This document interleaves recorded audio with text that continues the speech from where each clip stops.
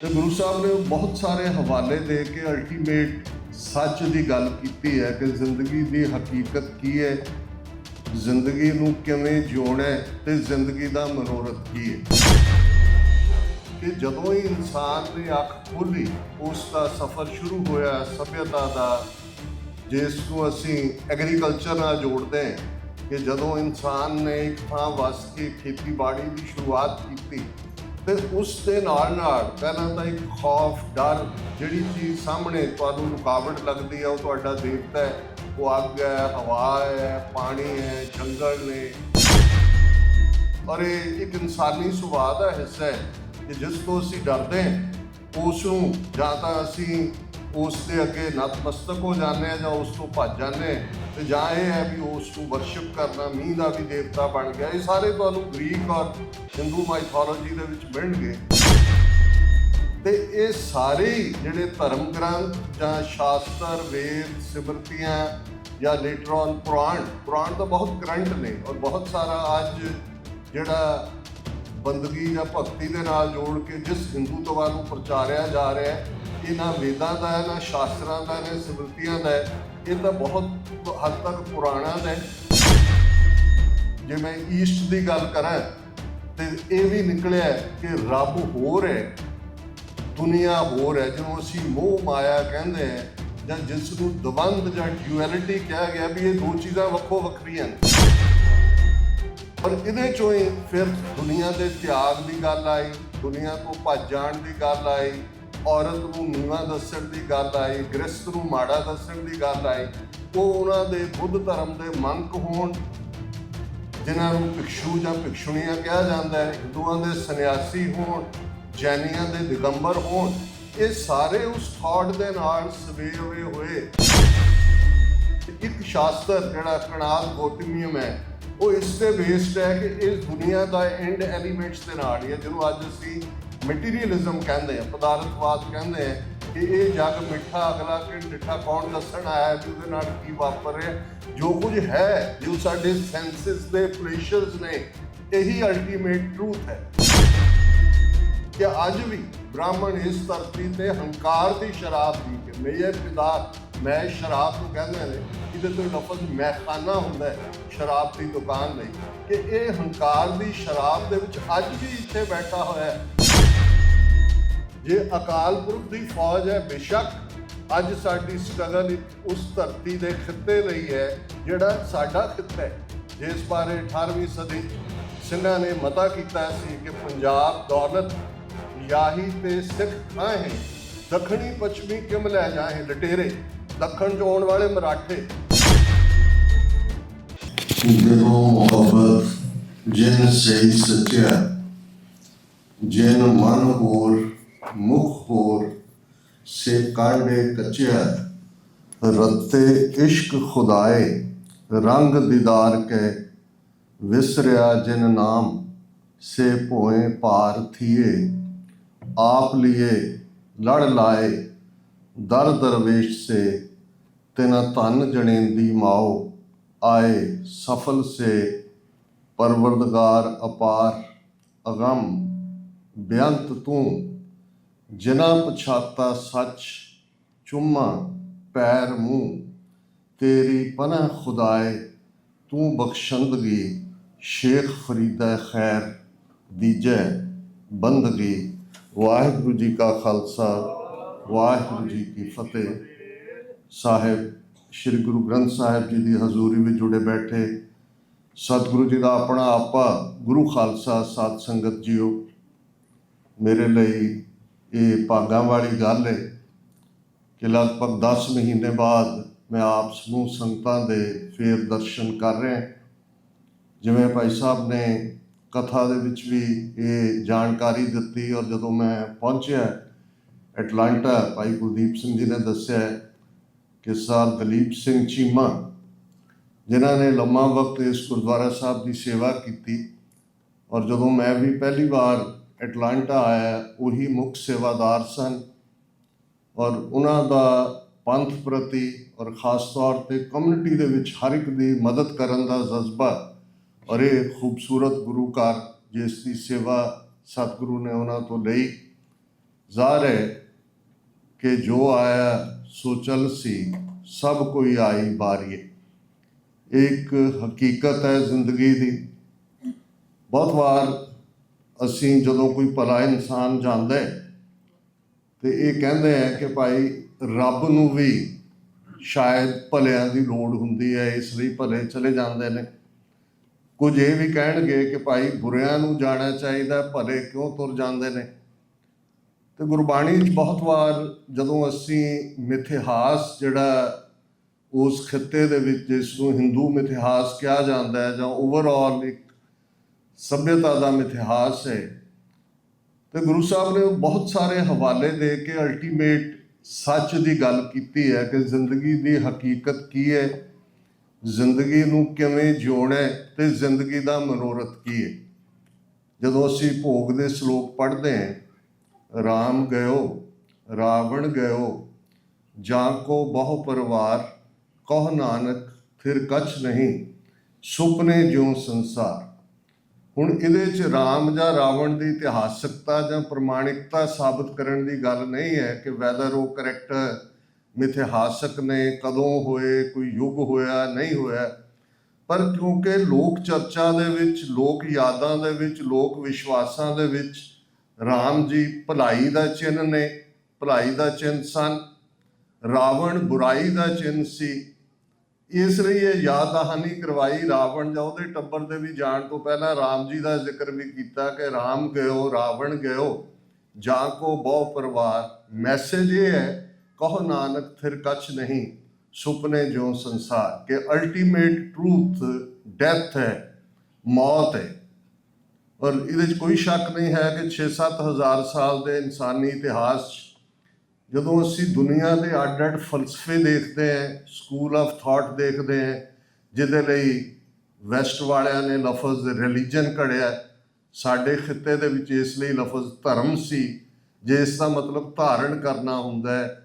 ਤੇ ਇੱਕ ਸਵਾਲ ਜਿਸ ਦਾ ਸਾਰੇ ਇਹ ਦਰਸ਼ਨ, ਫਿਲਾਸਫੀਜ਼ ਵੈਸਟ ਦੇ ਵਿੱਚ ਕੋਈ ਆਪਣਾ ਤਾਂ ਥਿੰਕਰ ਨਹੀਂ ਹੈ, ਇਹ ਗ੍ਰੀਸ ਦੇ ਉੱਤੇ ਡਿਪੈਂਡ ਕਰਦੇ ਨੇ, ਜਿਸ ਦੇ ਵਿੱਚ ਸੁਕਰਾਤ ਹੈ, ਪਲੈਟੋ ਹੈ, ਜਿਸ ਪਲੈਟੋ ਨੂੰ ਅਸੀਂ ਅਫਲਾਤੂਨ ਕਹਿੰਦੇ ਹਾਂ, ਅਰਸਤੂ ਹੈ, ਅਰਿਸਟੋਟਲ, ਇਹ ਲਗਭਗ 2500 ਸਾਲ ਪਹਿਲਾਂ ਹੋਏ ਨੇ। ਇਸੇ ਤਰ੍ਹਾਂ ਸਾਡੇ ਖਿੱਤੇ ਦੇ ਵਿੱਚ ਰਿਗਵੇਦ ਸਭ ਤੋਂ ਪੁਰਾਣੀ ਕਿਤਾਬ ਹੈ, 3500 ਸਾਲ ਪੁਰਾਣੀ। ਔਰ ਬੁੱਧ ਜਾਂ ਮਹਾਵੀਰ, ਜਿਨ੍ਹਾਂ ਨੇ ਬੁੱਧ ਧਰਮ ਜਾਂ ਜੈਨ ਧਰਮ, ਇਹ ਲਗਭਗ 2500 ਸਾਲ ਪੁਰਾਣੇ ਨੇ। ਟਾਈਮ ਫਰੇਮ ਉਹੀ ਹੈ ਜੋ ਕਿ ਇੱਧਰ ਗ੍ਰੀਸ ਦੇ ਵਿੱਚ ਸੁਕਰਾਤ ਔਰ ਇਹ ਗ੍ਰੀਕ ਗੋਡਸ ਦਾ ਹੈ। ਔਰ ਬਹੁਤ ਵਾਰ ਤੁਸੀਂ ਜਦੋਂ ਗ੍ਰੀਕ ਗੋਡਸ ਦੀਆਂ ਕਹਾਣੀਆਂ ਪੜ੍ਹੋਗੇ ਤਾਂ ਐਂ ਲੱਗਦਾ ਹੈ ਵੀ ਜਾਂ ਹਿੰਦੂ ਮਿਥਿਹਾਸ ਦਾ ਉਹਨਾਂ ਨੇ ਤਰਜਮਾ ਕੀਤਾ ਹੈ, ਜਾਂ ਉਹਨਾਂ ਦੇ ਰੱਬਾਂ ਨੂੰ ਜਾਂ ਉਹਨਾਂ ਦੇ ਦੇਵਤਿਆਂ ਨੂੰ ਇਹਨਾਂ ਨੇ ਲਿਆਂਦਾ ਹੈ। ਇਹ ਇੱਕ ਵੱਖਰੀ ਗੱਲ ਹੈ। ਪਰ ਇੱਕ ਗੱਲ ਸਭ ਤੋਂ ਇਹ ਜ਼ਾਹਰ ਹੁੰਦੀ ਹੈ ਕਿ ਜਦੋਂ ਹੀ ਇਨਸਾਨ ਨੇ ਅੱਖ ਖੋਲ੍ਹੀ, ਉਸ ਦਾ ਸਫ਼ਰ ਸ਼ੁਰੂ ਹੋਇਆ ਸੱਭਿਅਤਾ ਦਾ, ਜਿਸ ਨੂੰ ਅਸੀਂ ਐਗਰੀਕਲਚਰ ਨਾਲ ਜੋੜਦੇ ਹਾਂ, ਕਿ ਜਦੋਂ ਇਨਸਾਨ ਨੇ ਇੱਕ ਥਾਂ ਵਸ ਕੇ ਖੇਤੀਬਾੜੀ ਦੀ ਸ਼ੁਰੂਆਤ ਕੀਤੀ ਤੇ ਉਸ ਦੇ ਨਾਲ ਨਾਲ ਪਹਿਲਾਂ ਤਾਂ ਇੱਕ ਖੌਫ, ਡਰ, ਜਿਹੜੀ ਚੀਜ਼ ਸਾਹਮਣੇ ਤੁਹਾਨੂੰ ਰੁਕਾਵਟ ਲੱਗਦੀ ਹੈ ਉਹ ਤੁਹਾਡਾ ਦੇਵਤਾ ਹੈ, ਉਹ ਅੱਗ ਹੈ, ਹਵਾ ਹੈ, ਪਾਣੀ ਹੈ, ਜੰਗਲ ਨੇ, ਬੜੇ ਬੜੇ ਖੂੰਖਾਰ ਜਾਨਵਰ ਨੇ, ਉਹ ਹਰ ਇੱਕ ਦੀ, ਔਰ ਇਹ ਇੱਕ ਇਨਸਾਨੀ ਸੁਭਾਅ ਦਾ ਹਿੱਸਾ ਹੈ ਕਿ ਜਿਸ ਤੋਂ ਅਸੀਂ ਡਰਦੇ ਹਾਂ ਉਸ ਨੂੰ ਜਾਂ ਤਾਂ ਅਸੀਂ ਉਸ ਦੇ ਅੱਗੇ ਨਤਮਸਤਕ ਹੋ ਜਾਂਦੇ ਹਾਂ ਜਾਂ ਉਸ ਤੋਂ ਭੱਜ ਜਾਂਦੇ ਹਾਂ, ਤੇ ਜਾਂ ਇਹ ਹੈ ਵੀ ਉਸ ਨੂੰ ਵਰਸ਼ਿਪ ਕਰਨਾ, ਮੀਂਹ ਦਾ ਵੀ ਦੇਵਤਾ ਬਣ ਗਿਆ। ਇਹ ਸਾਰੇ ਤੁਹਾਨੂੰ ਗ੍ਰੀਕ ਔਰ ਹਿੰਦੂ ਮਾਈਥੋਲੋਜੀ ਦੇ ਵਿੱਚ ਮਿਲਣਗੇ। ਪਰ ਜਦੋਂ ਗੰਭੀਰ ਚਿੰਤਨ ਸ਼ੁਰੂ ਹੋਇਆ, ਜਿਸ ਨੂੰ ਜੇ ਸੈਮੈਟਿਕ ਧਰਮਾਂ ਦੇ ਹਵਾਲੇ ਨਾਲ ਕਹਿਣਾ ਹੋਏ ਤੇ ਜੂਡਾਇਜ਼ਮ ਹੈ, ਫਿਰ ਕ੍ਰਿਸਚੀਅਨਿਟੀ ਹੈ, ਫਿਰ ਇਸਲਾਮ ਹੈ। ਔਰ ਜੂਡਾਇਜ਼ਮ ਜਿਸ ਨੂੰ ਯਹੂਦੀਆਂ ਦੇ ਨਾਲ ਜੋੜਿਆ ਜਾਂਦਾ ਹੈ, old testament, new testament, Bible ਹੈ, ਉਹ ਵੀ ਲਗਭਗ ਉਨਾ ਕੁ ਪੁਰਾਣਾ ਹੈ, 4000 ਸਾਲ ਤੋਂ ਪਹਿਲਾਂ ਅਸੀਂ ਉਹਨਾਂ ਦੇ ਕਨੈਕਸ਼ਨ ਲੱਭ ਸਕਦੇ ਹਾਂ। ਕ੍ਰਿਸਚੀਅਨਿਟੀ ਲਗਭਗ 2000 ਸਾਲ ਪਹਿਲਾਂ, ਇਸਲਾਮ ਲਗਭਗ 1450 ਸਾਲ ਪਹਿਲਾਂ। ਹੁਣ ਇਹਨਾਂ ਨੂੰ ਅਸੀਂ ਸੈਮੈਟਿਕ ਧਰਮਾਂ ਦੇ ਖਾਤੇ 'ਚ ਰੱਖਦੇ ਹਾਂ, ਤੇ ਜਿਹੜੇ ਸਾਡੇ ਮਜ਼ਹਬ ਨੇ ਉਹਨਾਂ ਨੂੰ ਐਰੀਅਨ ਧਰਮ ਵੀ ਕਿਹਾ ਜਾਂਦਾ ਹੈ, ਜਾਂ ਉਹਨਾਂ ਨੂੰ ਅਸੀਂ ਉਸ ਖਿੱਤੇ ਦੇ ਥਾਟ ਦੇ ਨਾਲ ਜੋੜ ਕੇ ਦੇਖਦੇ। ਪਰ ਇਹਨਾਂ ਸਾਰਿਆਂ 'ਚੋਂ ਇੱਕ ਸਵਾਲ ਜਿਹੜਾ ਉੱਭਰਿਆ, ਉਹ ਸਵਾਲ ਸੀ ਕਿ ਮੈਂ ਕੌਣ ਹੈ, ਮੈਂ ਕਿੱਥੋਂ ਆਇਆ, ਮੈਂ ਕਿੱਥੇ ਜਾਣੇ, ਜੀਵਨ ਦਾ ਅਸਲੀ ਮਨੋਰਥ ਕੀ ਹੈ।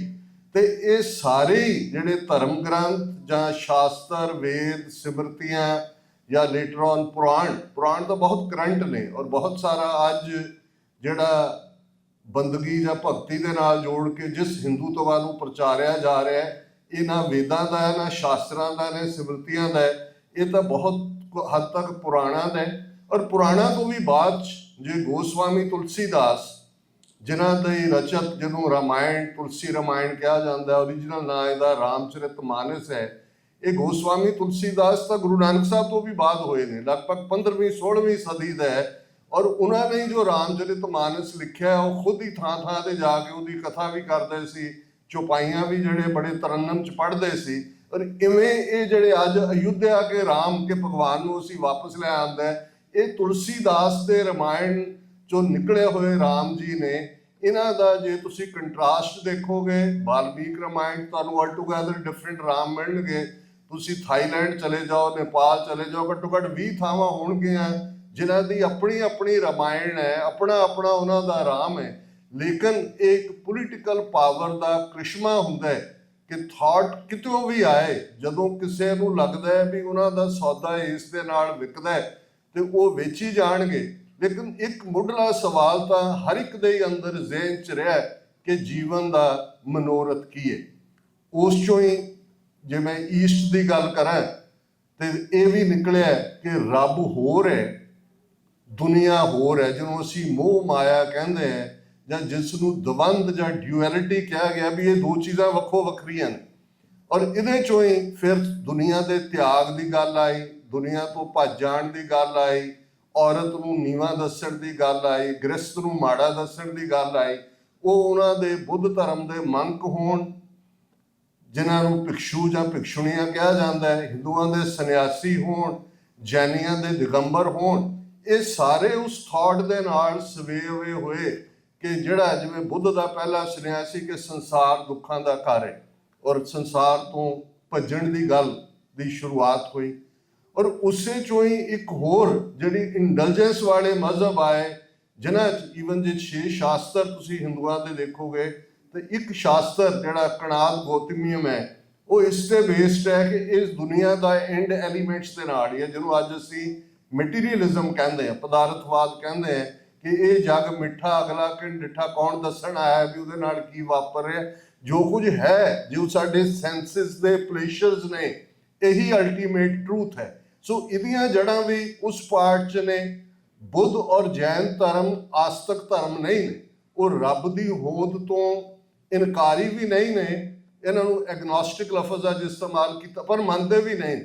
ਹੁਣ ਉਹਨਾਂ ਸਾਰੇ ਥਾਟਸ ਦੇ ਵਿੱਚ ਜਿਹੜੇ ਈਸਟ ਦੇ ਵਿੱਚ ਚੱਲ ਰਹੇ ਸੀ, ਯੋਗ ਮਤ ਜਿਹੜਾ ਬੁੱਧ ਧਰਮ, ਔਰ ਜਦੋਂ ਬੁੱਧ ਧਰਮ ਦਾ ਖਾਤਮਾ ਕੀਤਾ ਸ਼ੰਕਰਾਂ ਨੇ, ਜਿਸ ਨੂੰ ਇਹਨਾਂ ਨੇ ਫਿਰ ਆਚਾਰੀਆ ਬਣਾਇਆ, ਸ਼ੰਕਰਾਚਾਰੀਆ, ਗ੍ਰੇਟ ਟੀਚਰ, ਜਿਹਨੇ ਉਹ ਦੋਵੇਂ ਹਥਿਆਰ ਸ਼ਾਸਤਰ ਤੇ ਸ਼ਸਤਰ ਵਰਤ ਕੇ ਉੱਥੋਂ 1000 ਸਾਲ ਪਹਿਲਾਂ ਜਿਹੜੇ 1000 ਸਾਲ ਜਿਨ੍ਹਾਂ ਦਾ ਬੋਲਬਾਲਾ ਸੀ ਉਸ ਧਰਤੀ ਤੇ, ਜਿਸ ਪ੍ਰਥਾਏ ਮੈਂ ਪਹਿਲਾਂ ਵੀ ਅਕਸਰ ਕੋਟ ਕਰਦਾ ਹਾਂ, ਅਲਾਮਾ ਇਕਬਾਲ ਜਿਨ੍ਹਾਂ ਨੇ ਨਾਨਕ ਨਜ਼ਮ ਬਾਂਗੇ ਦਰਾ ਕਿਤਾਬ ਦੇ ਵਿੱਚ ਲਿਖੀ, ਉਸ 'ਚ ਉਹਨਾਂ ਨੇ ਬੁੱਧ ਧਰਮ ਦਾ ਕਿਵੇਂ ਖਾਤਮਾ ਹੋਇਆ, ਕੀ ਹੋਇਆ, ਉਸਨੇ ਕਿਹਾ ਕਿ ਵੀ ਆਸ਼ਕਾਰ उसने किया जो जिंदगी का राज था, हिंद को लेकिन ख्याली फलसफा पे नाज था, शमाए हक से जो मुनव्वर हो ये वो महफिल न थी, बारिशे रहमत हुई लेकिन ज़मी काबिल न थी।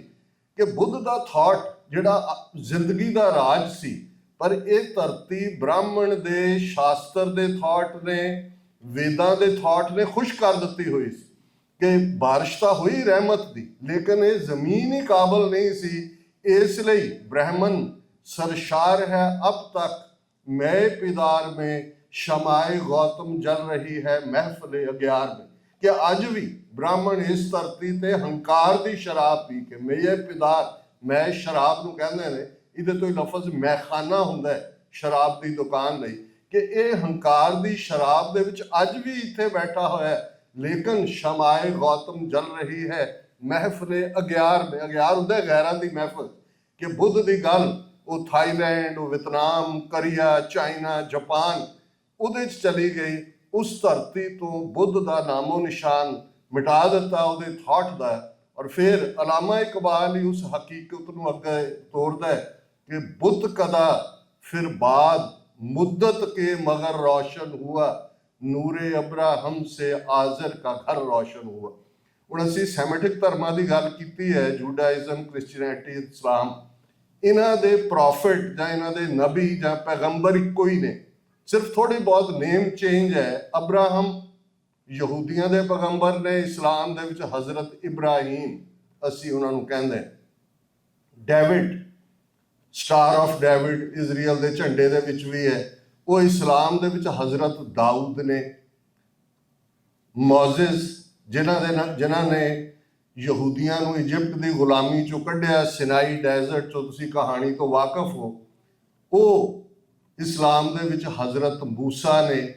ਔਰ ਈਵਨ ਈਸਾ, ਹੁਣ ਤੁਹਾਨੂੰ ਇਸਲਾਮ 'ਚ ਬਹੁਤ ਵਾਰ ਮਰੀਅਮ ਜਾਂ ਦੂਜੇ ਨਾਮ ਬੀਬੀਆਂ ਦੇ ਮਿਲ ਜਾਣਗੇ, ਉਹ ਜੀਸਸ ਦੀ ਮਾਂ ਦਾ ਨਾਂ ਹੈ। ਔਰ ਜੀਸਸ ਨੂੰ ਇਸਲਾਮ ਦੇ ਵਿੱਚ ਹਜ਼ਰਤ ਈਸਾ ਕਹਿੰਦੇ ਨੇ। ਹੁਣ ਇਹ ਸਾਰਿਆਂ ਦੀ ਜਿਹੜੀ ਕੰਟੀਨਿਊਟੀ ਹੈ, ਇਹਨਾਂ ਦੇ ਪਹਿਲਾ ਪੈਗੰਬਰ ਅਬਰਾਹਮ ਹੈ ਤੇ ਉਹਦਾ ਪਿਓ ਆਜ਼ਰ ਸੀ, ਉਹਦਾ ਨਾਂ ਆਜ਼ਰ ਸੀ, ਔਰ ਉਹ ਬੁੱਤ ਘਾੜਾ ਸੀ। ਉਸ ਖਿੱਤੇ ਦੇ ਵਿੱਚ ਉਹ ਬੁੱਤ ਘੜਦਾ ਸੀ। ਹੁਣ ਜਦੋਂ ਅਲਾਮਾ ਇਕਬਾਲ ਗੁਰੂ ਨਾਨਕ ਸਾਹਿਬ ਵੱਲ ਦੇਖਦੇ ਨੇ ਤੇ ਉਹਨਾਂ ਨੂੰ ਐਂ ਲੱਗਦਾ ਹੈ ਕਿ ਮਹਿਤਾ ਕਾਲੂ ਆਜ਼ਰ ਨੇ, ਤੇ ਜਿਹੜਾ ਅਬਰਾਹਿਮ ਉਸ ਖਿੱਤੇ ਦੇ ਵਿੱਚ ਸਾਰਿਆਂ ਦਾ ਪੈਗੰਬਰ ਹੈ, ਉਹਦੀ ਜੋਤ ਆਜ਼ਰ ਦੇ ਘਰ ਆਈ। ਬੁੱਤ ਕਦਾ ਫਿਰ ਬਾਦ ਮੁੱਦਤ ਕੇ ਮਗਰ ਰੋਸ਼ਨ ਹੋ। ਪਹਿਲਾਂ ਉਹਨੇ ਬੁੱਧ ਦੀ ਗੱਲ ਕੀਤੀ। ਬੁੱਧ ਦੇ ਤੁਰ ਜਾਣ ਤੋਂ ਲਗਭਗ 2000 ਸਾਲ ਬਾਅਦ ਫਿਰ ਪੰਜਾਬ ਦੀ ਧਰਤੀ ਦੇ ਉੱਤੇ ਗੁਰੂ ਨਾਨਕ ਆਏ। ਔਰ ਇਹ ਇੱਕ ਇਸਲਾਮਿਕ ਉਹ ਥਿੰਕਰ, ਉਹ ਸਕਾਲਰ, ਉਹ ਮੈਂ ਉਹਨੇ ਕੋਈ ਪਾਕਿਸਤਾਨ ਦਾ ਖਿਆਲ ਦਿੱਤਾ ਹੈ ਜਾਂ ਸਾਰੇ ਜਹਾਂ ਸੇ ਅੱਛਾ ਹੈ ਹਿੰਦੁਸਤਾਨ ਹਮਾਰਾ, ਹਮ ਬੁਲਬੁਲੇ ਹੈ ਇਸकी ਇਹ ਗੁਲਿਸਤਾਨ ਹਮਾਰਾ, ਇੱਥੋਂ ਤੱਕ ਮਹਿਦੂਦ ਬਹੁਤ ਵੱਡਾ ਥਿੰਕਰ ਹੈ। ਔਰ ਜਿਵੇਂ ਸਿੱਖ ਥਾਟ ਨੂੰ, ਕਿਉਂਕਿ ਜਦੋਂ ਅਸੀਂ ਸਿੱਖੀ ਦੇ ਕਨਸੈਪਟ ਦੀ ਗੱਲ ਕਰਦੇ ਹਾਂ ਜਾਂ ਜਿਵੇਂ ਸਰ ਦਲੀਪ ਸਿੰਘ ਜੀ ਦੇ ਜੀਵਨ ਦੇ ਉੱਤੇ ਗੱਲ ਹੋਈ, ਤੇ ਇਹ ਸਮਝਣਾ ਜ਼ਰੂਰੀ ਹੋਏਗਾ ਕਿ ਅੱਜ ਜਦੋਂ ਕੋਈ ਸਿੱਖ ਆਪਣਾ ਜੀਵਨ ਪੂਰੇ ਸੇਵਾ ਦੇ ਖੇਤਰ 'ਚ ਨਿਭਾਉਂਦਾ ਹੈ, ਆਪਣੇ ਗ੍ਰਸਤ ਦੇ ਫਰਜ਼ ਨਿਭਾਉਂਦਾ ਹੈ, ਉਹਦੇ ਨਾਲ ਉਹ ਵਿਚਾਰਧਾਰਾ ਜੁੜੀ ਹੋਈ ਹੈ।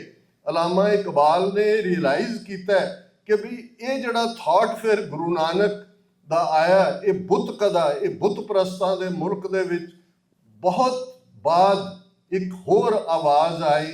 ਫਿਰ ਉਸਨੇ ਕਿਹਾ ਵੀ ਇਸ ਆਵਾਜ਼ ਨੇ, ਇਸ ਥਾਟ ਨੇ ਕਿਵੇਂ ਧਰਤੀ ਨੂੰ ਬਦਲਿਆ। ਆਹ ਸ਼ੂਦਰ ਕੇ लिए हिंदुस्तान गम खाना है, दर्द इंसानी से इस बस्ती का दिल बेगाना है, फिर उठी आखिर सदा तौहीद की पंजाब से, हिंद को एक मर्द कामिल ने जगाया ख्वाब से। कि इस धरती ਦੇ ਉੱਤੇ ਜਿੱਥੇ ਸ਼ੂਦਰ, ਉਹਦੇ ਲਈ ਇਹ ਧਰਤੀ ਨਹੀਂ ਹੈ, ਉਹਦਾ ਵਤਨ ਨਹੀਂ ਹੈ, ਉਹਦੇ ਲਈ ਤਾਂ ਗਮ ਖਾਨਾ ਹੈ। ਕਿਉਂਕਿ ਇੱਥੋਂ ਦੇ ਲੋਕ ਜਿਸ ਨੂੰ ਬ੍ਰਾਹਮਣ ਡੋਮੀਨੇਟ ਕਰਦਾ ਹੈ, ਇਨਸਾਨੀ ਦਰਦ ਤੋਂ ਸਖਣਾ ਹੈ, ਇਨਸਾਨ ਦੀ ਪੀੜ ਨੂੰ ਇਹ ਮਾਸ਼ਰਾ ਮਹਿਸੂਸ ਨਹੀਂ ਕਰਦਾ। ਔਰ ਇੱਥੇ ਉਹ ਗੁਰੂ ਨਾਨਕ ਆਏ ਜਿਨ੍ਹਾਂ ਨੇ ਉਹਨਾਂ ਨੂੰ, ਜਿਨ੍ਹਾਂ ਦੇ ਲਈ ਇਹ ਗਮਖਾਨਾ ਸੀ, ਉਹਨਾਂ ਨੂੰ ਗਾਲ੍ਹ ਲਾ ਕੇ ਫਰਮਾਇਆ, ਨੀਚਾ ਅੰਦਰ ਨੀਚ ਜਾਤ, ਨੀਚੀ ਹੂੰ ਅਤ ਨੀਚ, ਨਾਨਕ ਤਿੰਨ ਕੈ ਸੰਗ ਸਾਥ, ਵੱਡਿਆਂ ਸਿਓ ਕਿਆ ਰੀਸ, ਜਿੱਥੇ ਨੀਚ ਸੰਭਾਲੀਅਨ ਤਿੱਥੈ ਨਦਰ ਤੇਰੀ ਬਖਸ਼ਿਸ਼। ਇਹ ਮਹਿਜ਼ ਇੱਕ ਫਰਮਾਨ ਨਹੀਂ ਸੀ, ਇੱਕ ਕਥਨ ਨਹੀਂ ਸੀ। ਜੇ ਅਸੀਂ 10 ਪਾਤਸ਼ਾਹੀਆਂ ਜਾਂ ਸਿੱਖ ਰੈਵੋਲੂਸ਼ਨ ਦੀ ਗੱਲ ਕਰੀਏ, ਬਹੁਤ ਵਾਰ ਅਸੀਂ, ਕਿਉਂਕਿ ਰਿਲੀਜਨ ਲਫ਼ਜ਼ ਵੈਸਟ ਨੇ ਘੜਿਆ ਹੈ, ਆਪਣੇ ਆਪ ਨੂੰ ਅਸੀਂ ਰਿਲੀਜਨ ਦੇ ਵਿੱਚ ਹੀ ਮਹਿਦੂਦ ਕਰ ਦਿੰਦੇ ਹਾਂ। ਅਸੀਂ ਇੱਕ ਜੀਵਨ ਜਾਚ ਹੈ, ਅਸੀਂ ਇੱਕ ਸੱਭਿਅਤਾ ਹੈ, ਇੱਕ ਤਹਿਜ਼ੀਬ ਹੈ, ਇੱਕ ਸਿਵਲਾਈਜੇਸ਼ਨ ਹੈ।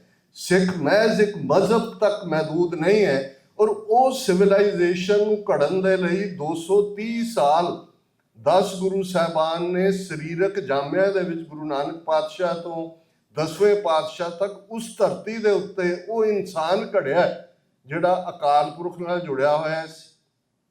ਬੁੱਧ ਸੋ ਦੀਪਕ ਜਿਉਂ ਜਿਆਰੇ, ਜਿਹਦਾ ਇੰਟੈਲੈਕਟ, ਜਿਹਦੀ ਬੁੱਧੀ ਸ਼ਾਈਨਿੰਗ ਲਾਈਕ ਦਾ ਕੈਂਡਲ ਲਾਈਟ ਇਵੇਂ ਦੀ ਸੀ, ਜਿਹਦਾ ਮਿਸ਼ਨ ਸਟੇਟਮੈਂਟ, ਜਦੋਂ ਤੁਸੀਂ ਕੋਈ ਜਥੇਬੰਦੀ ਬਣਾਉਂਦੇ ਹੋ, ਨਾਨਕ ਨਾਮ ਚੜ੍ਹਦੀ ਕਲਾ ਤੇਰੇ ਭਾਣੇ ਸਰਬੱਤ ਦਾ ਭਲਾ, ਇਹ ਮਿਸ਼ਨ ਸਟੇਟਮੈਂਟ ਹੈ, ਇਹ ਕੋਈ ਗੁਰਬਾਣੀ ਦੀ ਤੁਕ ਨਹੀਂ ਹੈ।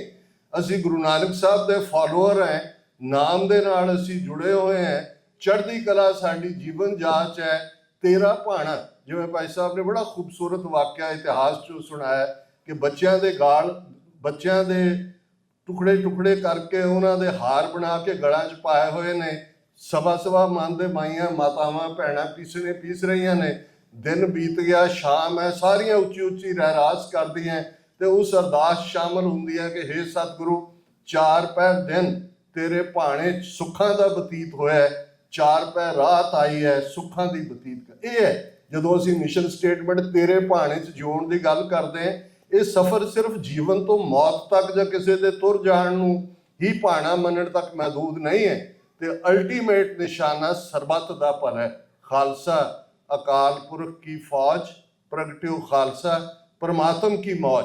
ਜੇ ਅਕਾਲ ਪੁਰਖ ਦੀ ਫੌਜ ਹੈ, ਬੇਸ਼ੱਕ ਅੱਜ ਸਾਡੀ ਸਟਰਗਲ ਇੱਕ ਉਸ ਧਰਤੀ ਦੇ ਖਿੱਤੇ ਲਈ ਹੈ ਜਿਹੜਾ ਸਾਡਾ ਖਿੱਤਾ ਹੈ, ਜਿਸ ਬਾਰੇ 18ਵੀਂ ਸਦੀ 'ਚ ਸਿੰਘਾਂ ਨੇ ਮਤਾ ਕੀਤਾ ਸੀ ਕਿ ਪੰਜਾਬ ਦੌਲਤ ਯਾਹੀ ਤੇ ਸਿੱਖ ਖਾਹੇ, ਦੱਖਣੀ ਪੱਛਮੀ ਕਿਮ ਲੈ ਜਾਹੇ ਲਟੇਰੇ।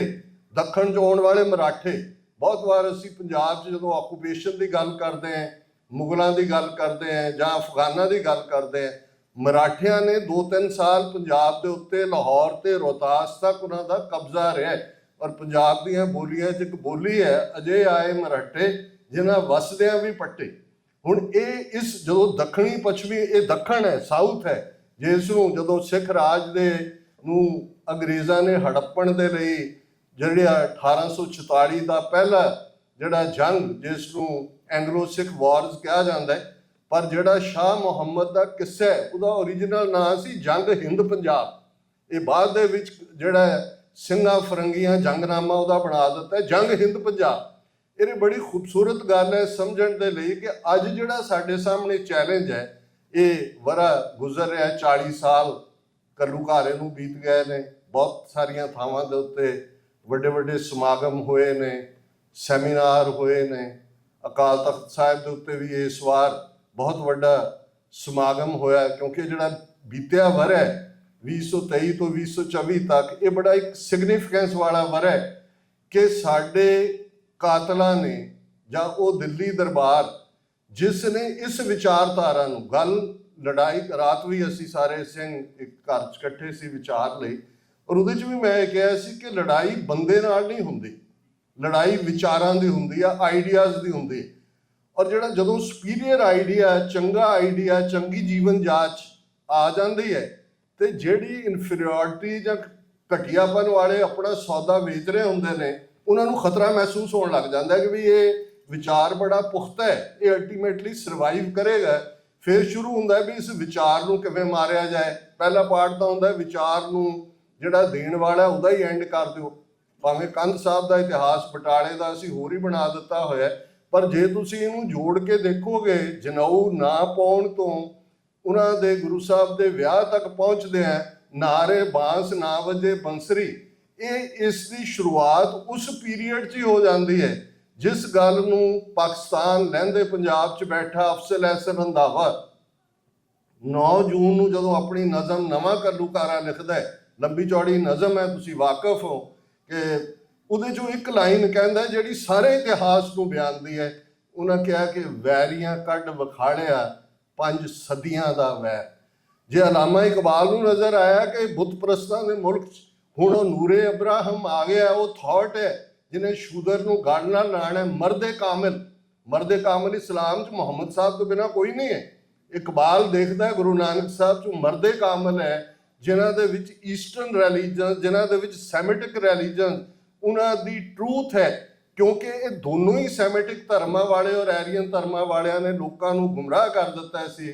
ਜਿਸ ਪ੍ਰਥਾਏ ਭਾਈ ਗੁਰਦਾਸ ਜੀ ਨੇ ਫਰਮਾਇਆ, ਵੇਦ ਕਤੇਬ ਭੁਲਾਏ ਕੇ ਮੋਏ ਲਾਲਚ ਦੁਨੀ ਸੈਤਾਣੇ, ਸੱਚ ਕਿਨਾਰੇ ਰਹਿ ਗਿਆ ਖੈ ਮਰਦੇ ਬਾਹਮਣ ਮੌਲਾਣੇ, ਸਿਰੋਂ ਨਾ ਮਿਟੇ ਆਵਣ ਜਾਣ। ਸੱਚ ਕੈਜੂਐਲਿਟੀ ਹੈ ਕਿ ਇੱਕ ਪਾਸੇ ਮੁੱਲਾ ਕਾਜ਼ੀ ਇਸਲਾਮ ਦੇ ਇੰਟਰਪ੍ਰੀਟਰ ਨੇ, ਬ੍ਰਾਹਮਣ ਹਿੰਦੂ ਥਾਟ ਦੇ ਇੰਟਰਪ੍ਰੀਟਰ ਨੇ, ਕਿ ਟਰੂਥ ਨੂੰ ਕੈਜੂਐਲਿਟੀ ਬਣਾ ਦਿੱਤਾ ਹੈ। ਇਹ ਖੈ ਮਰਦੇ ਬਾਹਮਣ ਮੌਲਾਣੇ, ਇਹ ਸਾਰੇ ਆਪਸ ਦੇ ਵਿੱਚ ਝਗੜ ਰਹੇ ਨੇ। ਲੋਕ ਜਿਹੜੇ ਨੇ ਉਹ ਬਿਲਕੁਲ ਜਿਹੜੀ ਹੈ ਖਲਕਤ ਲੋਕਾਈ ਉਹ ਹਨੇਰੇ ਦੇ ਵਿੱਚ ਗਵਾਚੀ ਹੋਈ ਹੈ। ਇਹੀ ਸੀ ਜਦੋਂ ਭਾਈ ਗੁਰਦਾਸ ਜੀ ਨੇ ਫਰਮਾਇਆ ਕਿ ਸਤਿਗੁਰੂ ਨਾਨਕ ਪ੍ਰਗਟਿਆ ਮਿੱਟੀ ਧੁੰਦ ਜਗ ਚਾਨਣ ਹੋਆ, ਜਿਉਂ ਕਰ ਸੂਰਜ ਨਿਕਲਿਆ ਤਾਰੇ ਛਪੇ ਅੰਧੇਰ ਪਲੋਆ, ਸਿੰਘ ਬੁੱਕੇ ਮਿਰਗਾਵਲੀ ਪੰਨੀ ਜਾਏ। ਜਦੋਂ ਸ਼ੇਰ ਦੀ ਦਹਾੜ, ਇਹ ਸ਼ੇਰ ਐਵੇਂ ਨਹੀਂ 1699 ਸਿੰਘ ਲੱਗਾ, ਇਹ ਗੁਰੂ ਨਾਨਕ ਪਹਿਲੇ ਸ਼ੇਰ ਨੇ। ਜਦੋਂ ਉਹਨਾਂ ਦੀ ਦਹਾੜ ਹੈ, ਜਦੋਂ ਸ਼ੇਰ ਗੁਫਾ ਚੋਂ ਨਿਕਲਦਾ ਹੈ, ਉਹ ਛੁਪ ਕੇ ਵਾਰਦੇ, ਪਹਿਲਾਂ ਉਹ ਦਹਾੜਦਾ, ਉਸ ਦੀ ਪਬਕਾਰ ਹੁੰਦੀ ਹੈ, ਸਿੰਘ ਬੁੱਕੇ ਮਿਰਗਾਵਲੀ ਭੰਨੀ ਜਾਏ, ਫਿਰ ਮਿਰਗਾਂ ਦੀ ਡਾਰ ਭੰਨੀ ਜਾਂਦੀ, ਨਾ ਧੀਰ ਧਰੋਆ। ਤੁਸੀਂ ਸ਼ਬਦ ਤੋਂ ਵਾਕਫ ਹੋ। ਤੇ ਅਲਟੀਮੇਟ ਇਹ ਟਰੂਥ ਸੀ ਕਿ ਗੁਰੂ ਨਾਨਕ ਸਾਹਿਬ ਦਾ ਥਾਟ ਜਦੋਂ ਉਸ ਧਰਤੀ ਤੇ ਨਾਜ਼ਲ ਹੋਇਆ, ਉਹ ਇਨਸਾਨੀਅਤ ਨੂੰ ਆਪਣੇ ਗਲ ਨਾਲ ਲਾਣਦਾ ਸੀ।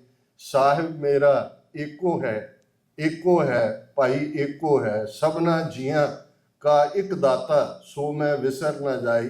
ਕੋਈ ਡਾਇਰੈਕਸ਼ਨਸ ਦੇ ਪਵਿੱਤਰ ਜਾਂ ਅਪਵਿੱਤਰ ਹੋਣ ਦੀ ਗੱਲ ਨਹੀਂ ਹੈ, ਕੋਈ ਕਾਲਾ ਗੋਰਾ ਪੀਲਾ ਕੋਈ ਹੋਰ ਰੇਸ ਦੀ ਗੱਲ ਨਹੀਂ ਹੈ। ਸਿੱਖ ਥਾਟ ਯੂਨੀਵਰਸਲ।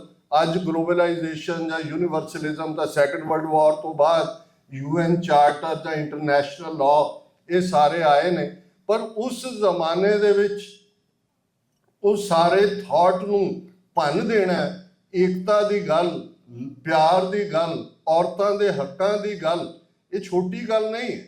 ਔਰ ਇਸ ਥਾਟ ਨੂੰ ਜਿਹੜੀ ਮੁਕੰਮਲ ਜੀਵਨ ਜਾਚ ਸੀ, ਸੰਗਤ ਔਰ ਪੰਗਤ ਦਾ ਕਾਨਸੈਪਟ ਜਿਹੜਾ ਮੀਰੀ ਔਰ ਪੀਰੀ ਦੇ ਰੂਪ ਦੇ ਵਿੱਚ ਬਣ ਜਾਂਦਾ ਹੈ, ਜਿਹੜਾ ਭਗਤੀ ਤੇ ਸ਼ਕਤੀ ਨੂੰ ਟੁਗੈਦਰ ਕਰਦਾ, ਜਿਹੜਾ ਹਰਮੰਦਰ ਤੇ ਅਕਾਲ ਤਖਤ ਦੇ ਰੂਪ ਚ ਆਉਂਦਾ ਹੈ, ਤੇ ਫਿਰ ਅਨੰਦਪੁਰ ਸਾਹਿਬ ਦੀ ਧਰਤੀ ਤੇ ਪੰਜ ਕਕਾਰੀ ਰੂਪ ਦੇ ਵਿੱਚ ਉਹ ਸੰਪੂਰਨ ਇਨਸਾਨ, ਉਹ ਖਾਲਸਾ, ਜਿਸ ਖਾਲਸੇ ਦੇ ਅੱਗੇ ਗੁਰੂ ਕਲਗੀਧਰ ਪਾਤਸ਼ਾਹ ਆਪ ਨਤਮਸਤਕ ਹੋ ਕੇ ਅੰਮ੍ਰਿਤ ਦੀ ਦਾਤ ਮੰਗਦੇ ਨੇ, ਚਮਕੌਰ ਦੀ ਗੜੀ ਚੋਂ ਜਿਹੜਾ ਉਹ ਪਿਆਨਾ ਕਰਕੇ ਨਿਕਲਦੇ ਨੇ, ਔਰ ਗੁਰੂ ਗ੍ਰੰਥ ਗੁਰੂ ਪੰਥ ਦਾ ਉਹ ਕਾਨਸੈਪਟ ਜਿਸ ਪ੍ਰਥਾਏ, ਫਿਰ ਗੁਰੂ ਕਲਗੀਧਰ ਪਾਤਸ਼ਾਹ ਆਪ ਖਾਲਸਾ ਮੇਰੋ ਸਤਿਗੁਰ ਪੂਰਾ, ਖਾਲਸਾ ਮੇਰੋ ਸੱਜਣ ਸੂਰਾ, ਖਾਲਸਾ ਮੇਰੀ ਜਾਨ ਕੀ ਜਾਨ, ਖਾਲਸਾ ਮੇਰੋ ਪ੍ਰਾਣ ਕੋ ਪ੍ਰਾਣ, ਖਾਲਸਾ ਮੇਰੋ ਮੈਂ ਖਾਲਸੇ ਕਾ ਓਤ ਪੋਤ ਸਾਗਰ ਬੁੰਦੇਰੋ।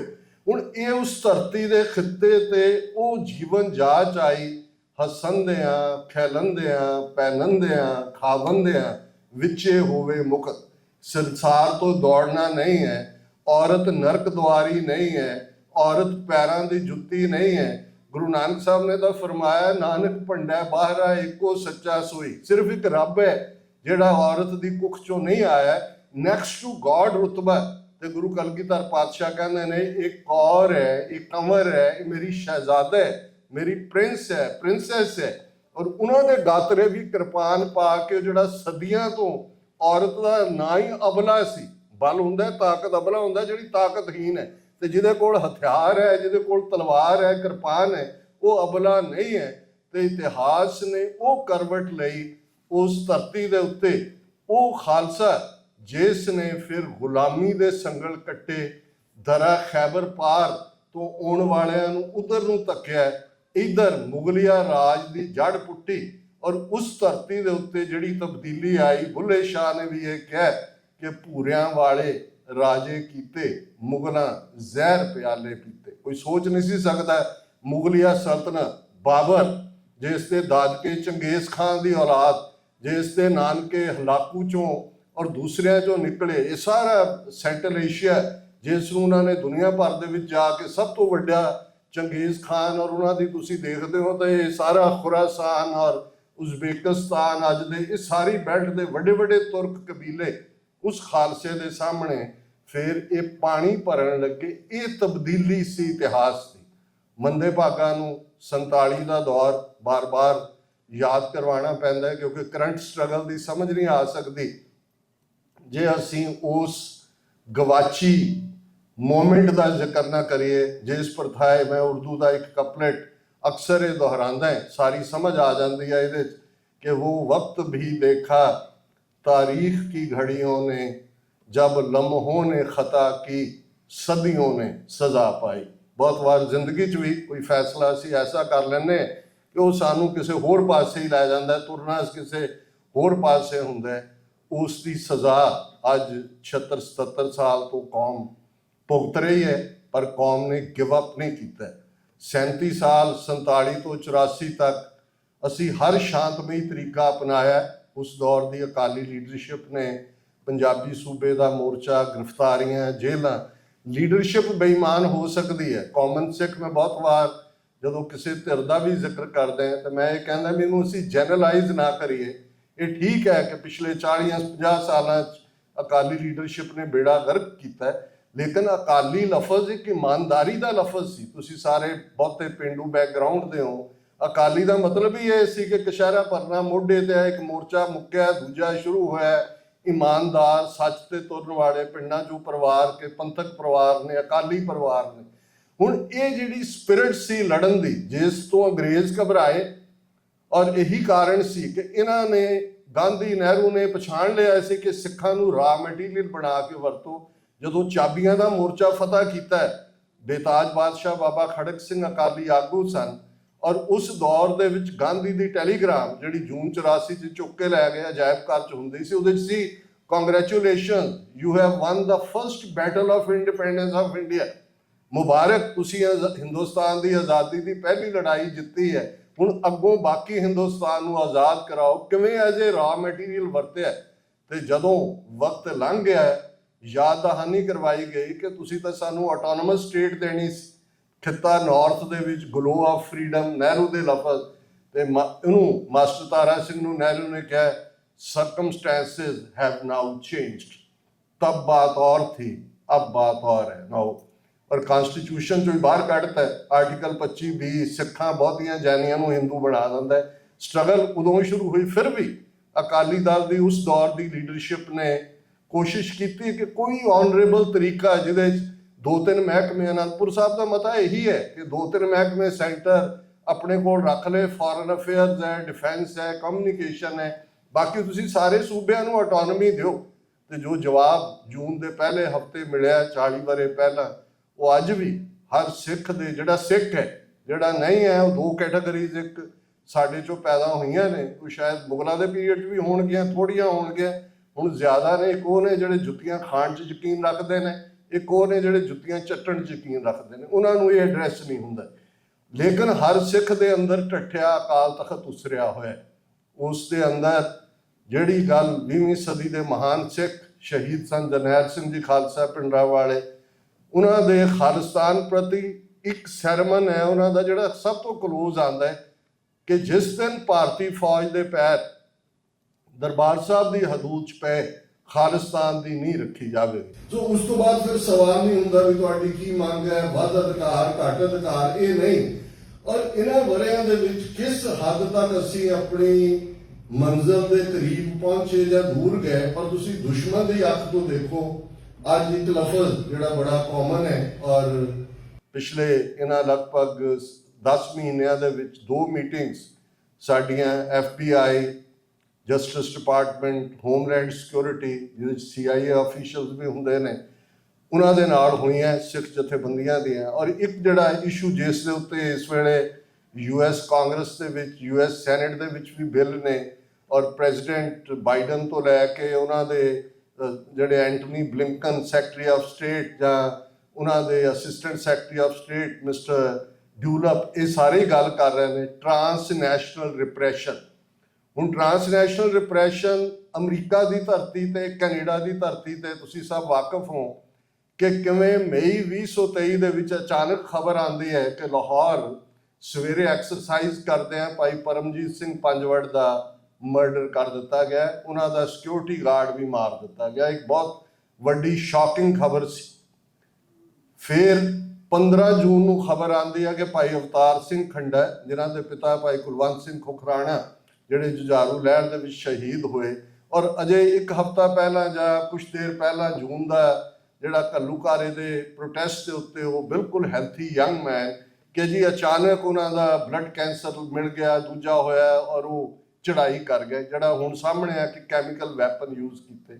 ਪਰ 18 ਜੂਨ ਨੂੰ ਭਾਈ ਹਰਦੀਪ ਸਿੰਘ ਨਿੱਜਰ, ਜਿਹੜੇ ਗੁਰੂ ਨਾਨਕ ਸਿੰਘ ਗੁਰਦੁਆਰਾ ਸਾਹਿਬ ਸਰੀ ਦੇ ਮੁੱਖ ਸੇਵਾਦਾਰ ਵੀ ਸਨ, ਉਹਨਾਂ ਦਾ ਕੋਲਡ ਬਲੱਡਡ ਮਰਡਰ ਗੁਰਦੁਆਰਾ ਸਾਹਿਬ ਤੋਂ ਬਾਹਰ ਨਿਕਲਦੇ ਆ, ਪਾਰਕਿੰਗ ਲਾਟ ਦਾ ਐਂਡ ਸੜਕ ਦੇ ਉੱਤੇ ਉਹਨਾਂ ਦਾ ਹੁੰਦਾ ਹੈ। ਔਰ ਇਹ ਵੀ ਸ਼ਾਇਦ ਉਹਨਾਂ ਨੇ ਜੋੜਨ ਦੀ ਕੋਸ਼ਿਸ਼ ਕੀਤੀ ਇਹਨੂੰ ਕਿ ਜੀ ਮਿਊਚੁਅਲ ਕਬਜ਼ਾ, ਗੈਂਗ ਵਾਰ, ਇਹ ਉਹ।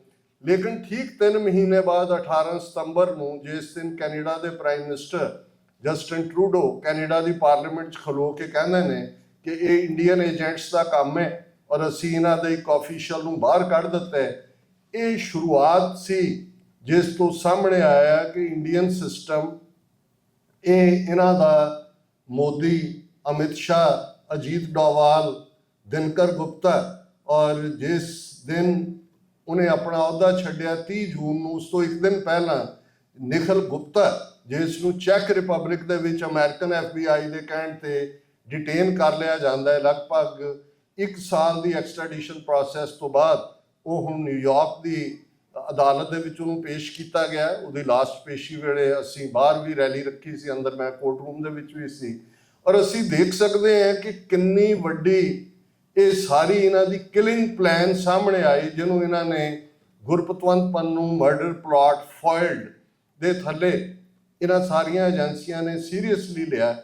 ਹੁਣ ਇਹ ਅੱਜ ਸਾਡੇ ਸੋਚਣ ਵਾਲੀ ਗੱਲ ਹੈ ਕਿ ਹਕੂਮਤ ਅੱਜ ਇਸ ਹੱਦ ਤੱਕ ਪਹੁੰਚ ਗਈ, ਜੇ 2-3 ਮਿਲੀਅਨ ਸਿੱਖ ਇਹਨਾਂ 40 ਸਾਲਾਂ 'ਚ ਪੋਲੀਟੀਕਲ ਅਸਾਈਲਮ ਲੈ ਕੇ ਬਾਹਰਲੇ ਮੁਲਕਾਂ 'ਚ ਆਪਣੀ ਜ਼ਿੰਦਗੀ ਸ਼ੁਰੂ ਕਰਨ ਦੀ ਕੋਸ਼ਿਸ਼ ਕਰਦਾ ਹੈ, ਤੇ ਉਹਨਾਂ ਦੇ ਜਿਹੜੇ ਕਿਲਿੰਗ ਸਕੁਆਡ ਨੇ ਤੁਹਾਡੇ ਦਰਾਂ ਤੱਕ ਵੀ ਪਹੁੰਚ ਚੁੱਕੇ ਨੇ। ਮਤ ਸੋਚੋ ਕਿ ਇਹ ਹਰਦੀਪ ਸਿੰਘ ਨਿੱਜਰ ਜਾਂ ਗੁਰਪਤਵੰਤ ਪੰਨੂ ਜਾਂ ਅਵਤਾਰ ਸਿੰਘ ਖੰਡਾ ਜਾਂ ਪਰਮਜੀਤ ਸਿੰਘ ਪੰਜਵੜ ਤੱਕ ਮਹਿਦੂਦ ਹੈ।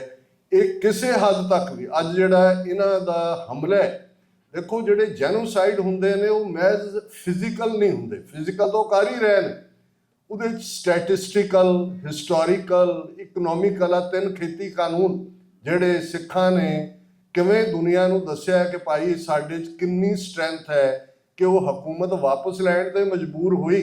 ਪਰ ਖੇਤੀ ਕਾਨੂੰਨ ਕੀ ਸੀ? ਜ਼ਮੀਨਾਂ ਵੀ ਤੁਹਾਡੀਆਂ ਖੋਹ ਲੈਣੀਆਂ। ਜਿਹੜੀ ਪੋਲੀਟੀਕਲ ਪਾਵਰ ਜਦੋਂ 1710 'ਚ ਪਹਿਲਾ ਸਿੱਖ ਰਾਜ ਸਥਾਪਿਤ ਹੁੰਦਾ ਹੈ ਬਾਬਾ ਬੰਦਾ ਸਿੰਘ ਬਹਾਦਰ ਦੀ ਕਮਾਂਡ ਥੱਲੇ, ਤੇ ਉਦੋਂ ਪਹਿਲਾ ਸਰਕੂਲਰ, ਪਹਿਲਾ ਫਰਮਾਨ, ਪਹਿਲਾ ਆਰਡੀਨੈਂਸ ਇਹ ਹੁੰਦਾ ਹੈ ਜ਼ਮੀਨ ਵਾਹੁਣ ਵਾਲਾ ਜ਼ਮੀਨ ਦਾ ਮਾਲਕ ਹੈ। Tiller of the land is the owner of the land. Overnight ਹਰ ਜੱਟ ਪੰਜਾਬ ਦਾ ਜਿਹੜਾ ਮੁਜ਼ਾਹਰਾ ਉਹ ਜ਼ਮੀਂਦਾਰ ਬਣ ਜਾਂਦਾ ਹੈ। ਮੈਂ ਕਾਸਟ ਸੈਂਸ 'ਚ ਗੱਲ ਨਹੀਂ ਕਰ ਰਿਹਾ, ਜੱਟ ਵਾਹੀਕਾਰ ਦੇ ਲਈ ਲਫ਼ਜ਼ ਹੈ, ਬਾਬਾ ਫਰੀਦ ਜੀ ਨੇ ਇਸਤੇਮਾਲ ਕੀਤਾ, ਜਿਹੜੇ ਗੁਰੂ ਨਾਨਕ ਸਾਹਿਬ ਤੋਂ ਪੌਣੇ 300 ਸਾਲ ਪਹਿਲਾਂ ਹੋਏ ਨੇ। ਫਰੀਦਾ ਲੋੜੈ ਦਾਖ ਬਿਜੌਰੀਆਂ, ਕਿੱਕਰ ਬੀਜੇ ਜੱਟ, ਹੰਡੈ ਉਨ ਕਤਾਏ ਦਾ, ਪੈਦਾ ਲੋੜੇ ਪੱਟ। ਜਿਨ੍ਹਾਂ ਨੂੰ ਬਿਲਕੁਲ ਜ਼ਮੀਨਹੀਨ ਸਨ ਜਿਹੜੇ, ਉਹ ਜ਼ਿਮੀਂਦਾਰ ਬਣੇ। ਔਰ ਇਹੀ ਇਹਨਾਂ ਦਾ ਅੱਜ ਵੀ ਇੱਕ ਟ੍ਰੈਂਡ ਸ਼ੁਰੂ ਹੋਇਆ। ਔਰ ਮੈਂ ਇਸ ਪਲੇਟਫਾਰਮ ਤੋਂ ਇਹ ਕਹਿਣਾ ਵੀ ਚਾਹਾਂਗਾ, ਅੱਜ ਇੱਕ ਟ੍ਰੈਂਡ ਮੈਂ ਦੇਖ ਰਿਹਾ ਕਿ ਜਿਹਦੇ ਕੋਲ ਭਾਵੇਂ ਕਿੱਲਾ 2 ਕਿੱਲੇ ਵੀ ਆ, ਉਹਨੂੰ ਲੱਗਦਾ ਹੈ ਜੀ ਹੁਣ ਸਾਡੇ ਪੁੱਤਰ ਪੋਤਰੇ ਦੋਤਰੇ, ਉਹਨਾਂ ਕਿਹੜਾ ਜਾ ਕੇ ਉੱਥੇ ਵਸਣਾ, ਇਹਨੂੰ ਵੇਚੋ, ਮਤ ਵੇਚੋ। ਅੱਜ ਫਲਸਤੀਨੀਆਂ ਦਾ ਹਾਲ ਦੇਖ ਲਓ, ਗਜ਼ਾ 'ਚ ਕੀ ਕੀਤਾ ਹੋਇਆ। ਇਹੀ ਕੰਮ ਇਹਨਾਂ ਨੇ ਕੀਤਾ ਸੀ। ਆਪਣੀਆਂ ਜ਼ਮੀਨਾਂ, ਜਦੋਂ ਉੱਥੇ ਆਬਾਦੀ 10-15% ਤੋਂ ਜ਼ਿਆਦਾ ਨਹੀਂ ਸੀ ਯਹੂਦੀਆਂ ਦੀ, ਜਦੋਂ ਆਟੋਮੈਨ ਅੰਪਾਇਰ ਸੀ, ਔਰ ਜਦੋਂ 48 ਦੇ ਵਿੱਚ ਵੀ ਬਣਿਆ, ਮਾਈਨੋਰਿਟੀ ਦੇ ਵਿੱਚ ਸਾਨੂੰ ਅੱਜ ਵੀ ਇਜ਼ਰਾਈਲ ਦੇ ਵਿੱਚ 20% ਅਰਬ ਆਬਾਦੀ ਹੈ ਜਿਨ੍ਹਾਂ ਨੂੰ ਨਾ ਫੌਜ ਜਾਣ ਦਿੰਦੇ ਨੇ ਜਾਂ ਕੋਈ ਨਾ ਹੋਰ ਰਾਈਟ ਦਿੰਦੇ ਨੇ। ਪਰ ਇਹਨਾਂ ਨੇ ਕੀਤਾ, ਜਿਹੜੇ ਅਮੀਰ ਯਹੂਦੀ ਸੀ, ਜੇ ਉੱਥੇ ਜ਼ਮੀਨ ਸੇ 1 ਲੱਖ ਦਾ ਕਿੱਲਾ, ਇਹਨਾਂ ਨੇ 20 ਲੱਖ ਸੁੱਟੇ। ਉਹ ਜਿਹੜੇ ਫਲਸਤੀਨੀ ਉਹਨਾਂ ਨੇ ਵੇਚਣੀਆਂ ਸ਼ੁਰੂ ਕੀ, ਉਹਨਾਂ ਨੇ ਫੈਕਟਰੀਆਂ ਲਾਈਆਂ। ਫਿਰ ਉਹਨਾਂ ਨੇ ਕਿਹਾ ਵੀ ਇਹਨਾਂ ਫੈਕਟਰੀਆਂ 'ਚ ਸਿਰਫ ਯਹੂਦੀ ਕੰਮ ਜਿਹੜੇ ਆਏ ਨੇ ਈਸਟਰਨ ਯੂਰਪ ਤੋਂ, ਉਹਨਾਂ ਨੂੰ ਨੌਕਰੀ ਦਿਆਂਗੇ। ਉਹਨਾਂ ਵਿਚਾਰਿਆਂ ਨੇ ਬੇਲਚੇ ਕੁਹਾੜੀਆਂ ਚੁੱਕੀਆਂ, ਲਾਗਲੇ ਝਾਣੇ ਸ਼ੁਰੂ ਹੋ ਗਏ। ਹੌਲੀ ਹੌਲੀ ਅੱਜ ਜਿੰਨੀ ਕੁ ਉਹਨਾਂ ਕੋਲ ਬੈਲਟ ਬਚੀ ਹੈ, ਗਜ਼ਾ 'ਚੋਂ ਵੀ ਉਹਨਾਂ ਨੂੰ ਕਰਕੇ ਉਹ ਰਿਵਰ ਟੂ ਰਿਵਰ ਆਪਣਾ ਮੁਲਕ ਬਣਾ ਰਹੇ ਨੇ। ਇਹ ਗੱਲ ਮੈਂ ਜ਼ਰੂਰ ਅਪੀਲ ਕਰਾਂਗਾ ਕਿ ਬੇਸ਼ੱਕ ਤੁਹਾਡੇ ਭਰਾ ਭਾਣਜੇ ਭਣੇਵੇਂ ਨੇ, ਇੱਥੇ ਤੁਸੀਂ ਇੰਨੇ ਡਾਲਰ ਬਣਾਉਂਦੇ ਹੋ, ਕੋਈ ਫਰਕ ਨਹੀਂ ਪੈਂਦਾ, 10-15 ਲੱਖ ਦਾ ਉਹਨਾਂ ਨੂੰ ਦੇ ਦਿਓ, ਆਪ ਰੱਖੋ, ਕੁਝ ਵੀ ਮਤ ਵੇਚੋ ਜ਼ਮੀਨਾਂ। ਕਿਉਂਕਿ ਇਸ ਵੇਲੇ ਜਿਸ ਕਿਸਮ ਦੀ ਡੈਮੋਗ੍ਰਾਫੀ ਬਦਲੀ ਜਾ ਰਹੀ ਹੈ ਪੰਜਾਬ 'ਚ, ਇੱਕ ਪਾਸਿਓਂ ਪੰਜਾਬ ਖਾਲੀ ਹੋ ਰਿਹਾ ਹੈ, 2-3 ਲੱਖ 4 ਲੱਖ ਬੱਚੇ ਬੱਚੀਆਂ 18 ਸਾਲ ਦੀ ਉਮਰ ਦੇ ਵੀ ਜਿਹੜੇ ਨੇ, ਉਹ ਜੋ ਹੀ ਉਹ 10+2 ਕਰਦੇ ਨੇ, ਆਈਲੈਟ ਕੀਤਾ, ਬਾਹਰ ਨਿਕਲਣ ਦੀ ਲਾਈਨ ਹੈ। ਔਰ ਦੁਸ਼ਮਣ ਬਹੁਤ ਚੰਗੀ ਤਰ੍ਹਾਂ ਉਹਨਾਂ ਨੇ ਤੁਹਾਡੇ ਹਰ ਪਲੇਟਫਾਰਮ ਨੂੰ ਉਹਨਾਂ ਨੇ ਦੂਸ਼ਿਤ ਕੀਤਾ। ਔਰ ਪਾਰਟੀਆਂ ਦਾ ਹਾਲ ਤੁਸੀਂ ਦੇਖ ਲਓ। ਹੁਣ ਚਰਨਜੀਤ ਸਿੰਘ ਚੰਨੀ, ਉਹਦੇ 'ਚ ਲੱਖ ਕਮਜ਼ੋਰੀਆਂ ਹੋਣਗੀਆਂ, ਜੇ ਉਹਨੇ ਪਾਰਲੀਮੈਂਟ 'ਚ ਖਲੋ ਕੇ ਆਪਣੀ ਓਪਨਿੰਗ ਸਪੀਚ 'ਚ ਕਿਹਾ ਵੀ ਅੱਜ ਕਿਹੜੀ ਐਮਰਜੈਂਸੀ ਨਹੀਂ ਹੈ, ਵੀ 20 ਲੱਖ ਲੋਕਾਂ ਦੀ ਨੁਮਾਇੰਦਗੀ ਕਰਨ ਵਾਲਾ ਅੰਮ੍ਰਿਤਪਾਲ ਸਿੰਘ, ਜੇ ਉਹਨੂੰ ਤੁਸੀਂ NSA ਥੱਲੇ ਡੱਕਿਆ ਹੋਇਆ, ਇਹ ਐਮਰਜੈਂਸੀ ਨਹੀਂ ਤਾਂ ਹੋਰ ਕੀ ਹੈ। ਹਿੰਦੂ ਤਵੀ ਜਾਂ ਬੀਜੇਪੀਆਂ ਨੇ ਤਾਂ ਪੰਜੇ ਝਾੜ ਕੇ ਪੈਣਾ ਹੀ ਸੀ ਪਿੱਛੇ। Congress within an hour statement ਆ ਜਾਂਦੀ ਹੈ ਕਿ ਇਹ ਨਿੱਜੀ ਵਿਚਾਰ ਨੇ ਜੀ, ਸਾਡਾ ਇਹਦੇ ਨਾਲ ਕੋਈ ਲਾਗਾ ਦੇਗਾ ਨਹੀਂ। ਤੁਸੀਂ ਦੱਸੋ ਕਿਹੜਾ ਪਲੇਟਫਾਰਮ ਤੁਹਾਡੇ ਕੋਲ ਬਚਿਆ ਜਿਹਦੇ ਰਾਹੀਂ ਤੁਸੀਂ ਆਪਣੀ ਗੱਲ ਕਰ ਸਕਦੇ ਹੋ? ਔਰ ਅੱਜ ਜਿਸ ਲੈਵਲ ਦੇ ਉੱਤੇ ਨੈਰੇਟਿਵ ਹੈ ਉਹਨਾਂ ਦੇ, ਤੁਸੀਂ ਮੀਡੀਆ ਦੇਖੋ, TV 84 ਦੀ ਗੱਲ ਹੋਈ, ਮੈਂ ਜ਼ਰੂਰ ਇਹ ਮੈਂਸ਼ਨ ਕਰਾਂਗਾ ਕਿ ਇੱਕ ਜ਼ਮਾਨਾ ਸੀ ਲੜਾਈਆਂ ਜੰਗ ਦੇ ਮੈਦਾਨ 'ਚ ਲੜੀਆਂ ਜਾਂਦੀਆਂ ਸੀ, ਜਿੱਤੀਆਂ ਹਾਰੀਆਂ ਜਾਂਦੀਆਂ ਸੀ। ਅੱਜ ਲੜਾਈ ਨੈਰੇਟਿਵ ਦੀ ਹੈ, ਬਿਰਤਾਂਤ ਦੀ ਹੈ। ਤੁਸੀਂ ਸਾਰੇ ਮੀਡੀਆ ਦੇਖਦੇ ਹੋ, ਜਿੱਧਰ ਦੀ ਖਬਰ ਚੱਲੇ ਉਹਦੇ ਤੇ ਕਮੈਂਟ ਸ਼ੁਰੂ ਹੋ ਜਾਂਦੇ ਨੇ, ਉਹਦੇ ਤੇ ਜਾਲੀ ਉਹਨਾਂ ਨੇ IT ਸੈੱਲ ਬਿਠਾਏ ਹੋਏ ਨੇ ਆਪਣੇ ਬੰਦੇ, ਉਹਨਾਂ ਦੇ ਉੱਤੇ ਸਿੱਖ ਨਾਵਾਂ ਵਾਲੀਆਂ IDs ਕ੍ਰੀਏਟ ਕੀਤੀਆਂ, ਉਸ ਕਿਸਮ ਦਾ ਪਾਰਟ ਹੁੰਦਾ ਹੈ। ਅਸੀਂ ਇਹ ਗੱਲ ਲਗਭਗ 12-13 ਸਾਲ ਪਹਿਲਾਂ ਰਿਅਲਾਈਜ਼ ਕੀਤੀ ਕਿ ਭਾਈ ਬੜੀ ਜ਼ਰੂਰੀ ਗੱਲ ਹੈ ਕਿ ਸਿੱਖ ਨੈਰੇਟਿਵ, ਔਰ ਮੈਂ ਇਹ ਵੀ ਯਾਦ ਦਹਾਨੀ ਕਰਵਾਵਾਂ ਵੀ ਸਾਡੀ ਲੜਾਈ ਕਿਸੇ ਧਰਮ ਦੇ ਖਿਲਾਫ ਨਹੀਂ ਹੈ, ਸਾਡੀ ਲੜਾਈ ਸਟੇਟ ਦੇ ਖਿਲਾਫ ਹੈ। ਇੰਡੀਅਨ ਸਟੇਟ, ਕੋਈ ਹਿੰਦੂਆਂ ਸਿੱਖਾਂ ਦੀ ਲੜਾਈ ਨਹੀਂ। ਹੁਣ ਜੇ ਕੈਨੇਡਾ ਦੇ ਵਿੱਚ ਅੱਜ ਜਦੋਂ ਅਸੀਂ ਗੱਲਬਾਤ ਕਰ ਰਹੇ ਹਾਂ, ਕੈਲਗਰੀ ਦੇ ਵਿੱਚ ਖਾਲਿਸਤਾਨ ਰੈਫਰੈਂਡਮ ਦੀਆਂ ਵੋਟਾਂ ਪੈ ਰਹੀਆਂ ਨੇ, ਔਰ ਤੁਸੀਂ ਇੱਕ ਪੈਟਰਨ ਦੇਖੋਗੇ ਕਿ ਜਿੱਥੇ-ਜਿੱਥੇ ਰੈਫਰੈਂਡਮ ਹੋਏ, UK ਤੋਂ ਲੈ ਕੇ Europe, Australia, Brisbane, Melbourne, Sydney, America ਦੇ ਵਿੱਚ ਸੈਨ ਫਰਾਂਸਿਸਕੋ, ਸੈਕਰਾਮੈਂਟੋ, ਉੱਥੇ ਸਰੀ, ਟੋਰਾਂਟੋ, ਕੈਲਗਰੀ, ਐਨ 2 ਹਫ਼ਤੇ ਪਹਿਲਾਂ ਖਬਰ ਹੁੰਦੀ ਹੈ ਜੀ ਬੈਪਸ ਮੰਦਿਰ ਦੇ ਉੱਤੇ ਅਖਸ਼ਤਾਮ ਗ੍ਰੈਫਿਟੀ ਲਿਖਤੀ ਜੀ, ਖਾਲਿਸਤਾਨ ਜ਼ਿੰਦਾਬਾਦ ਲਿਖ ਦਿੱਤਾ ਜੀ, ਦੂਜਾ ਕਰਤਾ ਜੀ।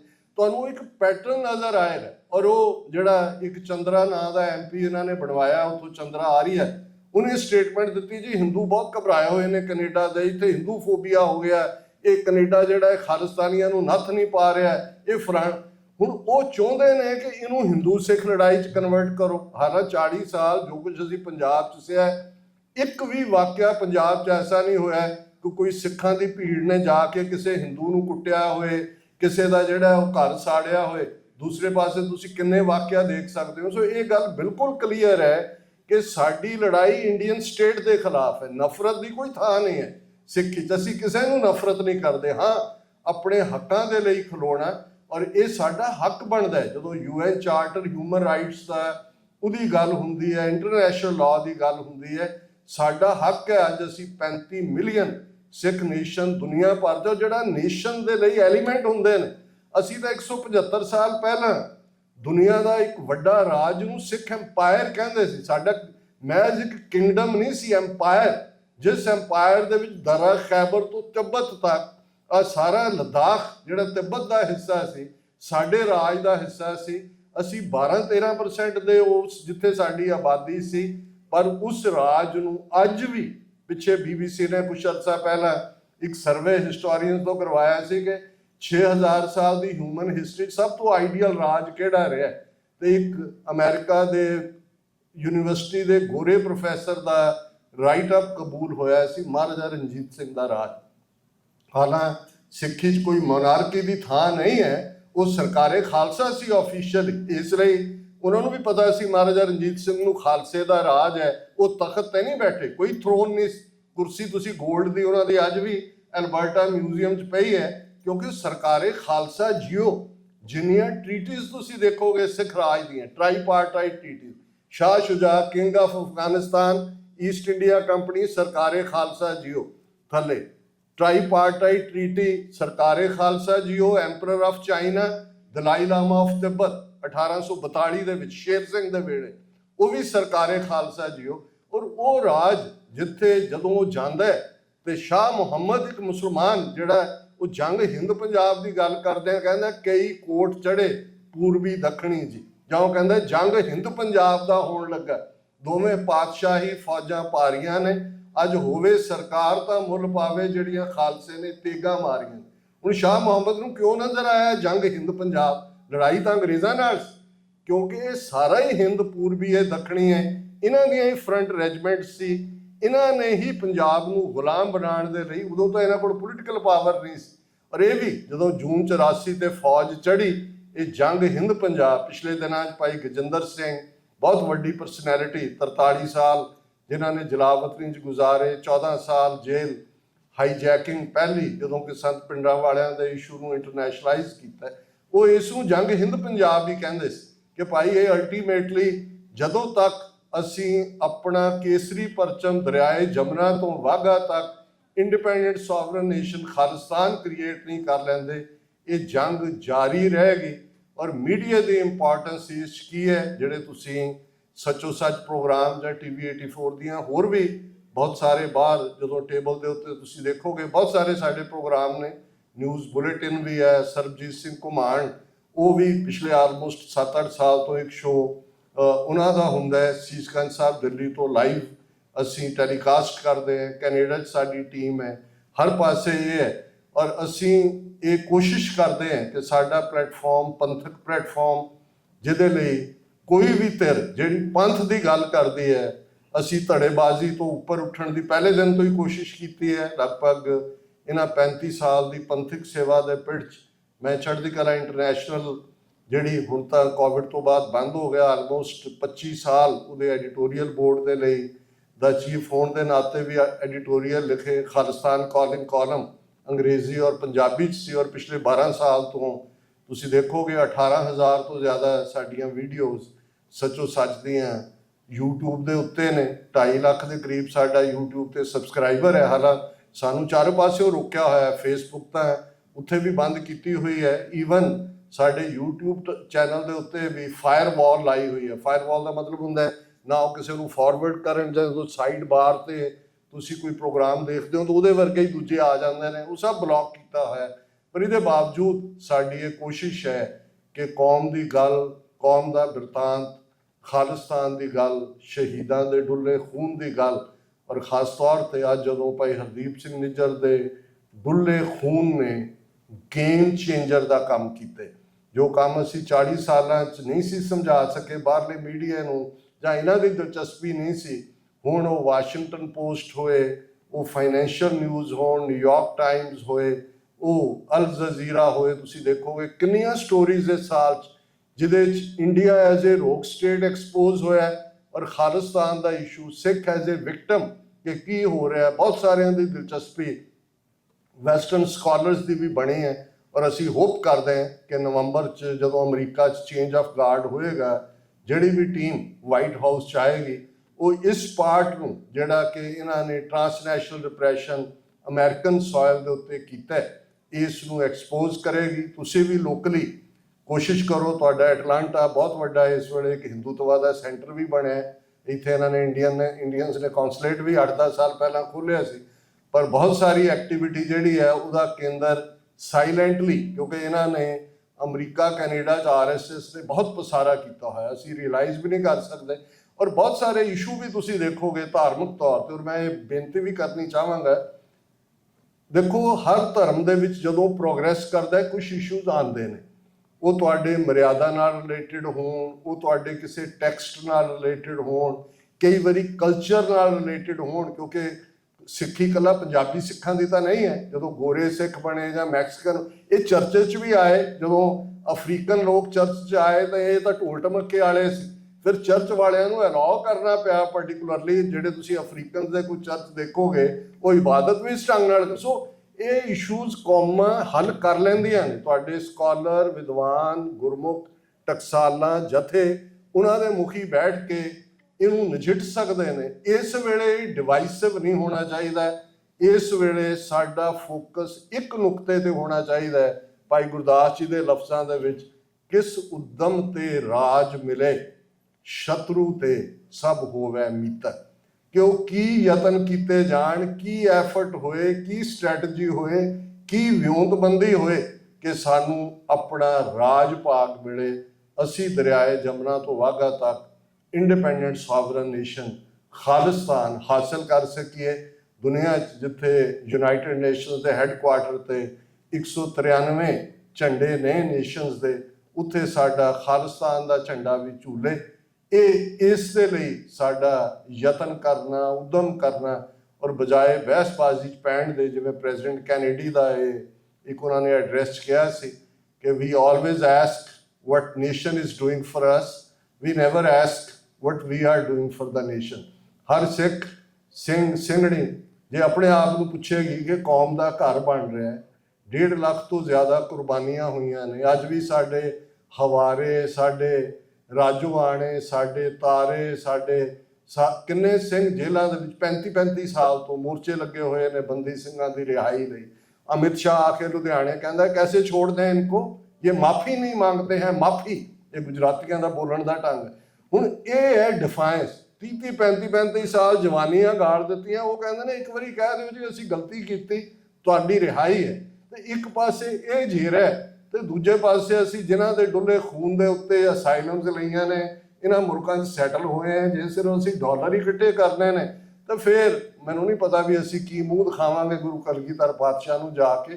ਸੋ ਜਿਨ੍ਹਾਂ ਨੇ ਵੀ ਇਸ ਪਾਸੇ ਉਹ ਸਮਝਦੇ ਨੇ ਕਿ ਭਾਈ ਇਹ ਜ਼ਰੂਰੀ ਨਹੀਂ ਹੈ। ਹਰ ਆਨੰਦਪੁਰੀ 'ਚ ਭਾਈ ਨੰਦ ਲਾਲ ਦੀ ਕਲਮ ਚੱਲਦੀ ਹੈ, ਭਾਈ ਕਨਈਆ ਦੀ ਪਾਣੀ ਦੀ ਮਸ਼ਕ ਹੈ, ਭਾਈ ਬਚਿੱਤਰ ਸਿੰਘ ਦਾ ਨਾਗਣੀ ਬਰਛ ਹੈ। ਹਰ ਇੱਕ ਦੇ ਕੋਲ ਗੁਰੂ ਨੇ ਕੁਛ ਰੱਖਿਆ ਹੈ।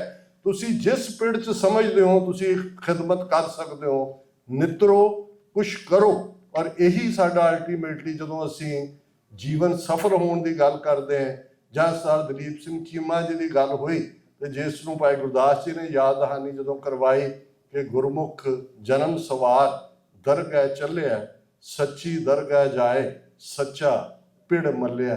ਇਹ ਅਸੀਂ ਗੁਰੂ ਦੇ ਸਨਮੁਖ ਰੂਬਰੂ ਹੋਈਏ ਔਰ ਘੱਟੋ ਘੱਟ ਇਹ ਹੋਏ ਕਿ ਜਿਹੜਾ ਮਨੁੱਖਾ ਜੀਵਨ ਸਤਿਗੁਰੂ ਤੁਸੀਂ ਬਖਸ਼ਿਆ ਸੀ, ਅਸੀਂ ਯਤਨ ਕੀਤਾ ਕਿ ਇਸ ਨੂੰ ਕੌਮ ਦੀ ਸੇਵਾ 'ਚ, ਇਨਸਾਨੀਅਤ ਦੀ ਸੇਵਾ 'ਚ ਅਸੀਂ ਗੁਜ਼ਾਰਿਆ। ਕਿਸੇ ਵੀ ਭੁੱਲ ਚੁੱਕ ਲਈ ਮਾਫੀ। ਸਮੁੱਚੀ ਗੁਰਦੁਆਰਾ ਕਮੇਟੀ ਦਾ, ਸਿੱਖ ਸੰਗਤਾਂ ਦਾ ਔਰ ਭਾਈ ਸਾਹਿਬ ਦਾ ਬਹੁਤ ਬਹੁਤ ਧੰਨਵਾਦ। ਬੜੇ ਕਾਇੰਡ ਲਫ਼ਜ਼ ਕਹੇ, ਅਸੀਂ ਇਹਦੇ ਕਾਬਲ ਨਹੀਂ ਹੈ। ਮੈਂ ਤਾਂ ਅਕਸਰ ਇਹ ਕਹਿੰਦਾ ਵੀ ਹਮ ਰੁਲਤੇ ਫਿਰਤੇ ਕੋਈ ਬਾਤ ਨਾ ਪੁੱਛਤਾ, ਗੁਰ ਸਤਿਗੁਰ ਸੰਗ ਕੀਰੇ ਹਮ ਥਾਪੇ। ਵਡਿਆਈ ਸਤਿਗੁਰੂ ਦੀ ਹੈ, ਗੁਰਸਿੱਖਾਂ ਕੈ ਮਨ ਭਾਉਂਦੀ, ਗੁਰ ਸਤਿਗੁਰ ਕੀ ਵਡਿਆਈ। ਸਤਿਗੁਰੂ ਸੁਮਤ ਦੇਣ। ਕਿਸੇ ਵੀ ਭੁੱਲ ਚੁੱਕ ਲਈ ਮਾਫੀ। ਵਾਹਿਗੁਰੂ ਜੀ ਕਾ ਖਾਲਸਾ, ਵਾਹਿਗੁਰੂ ਜੀ ਕੀ ਫਤਿਹ।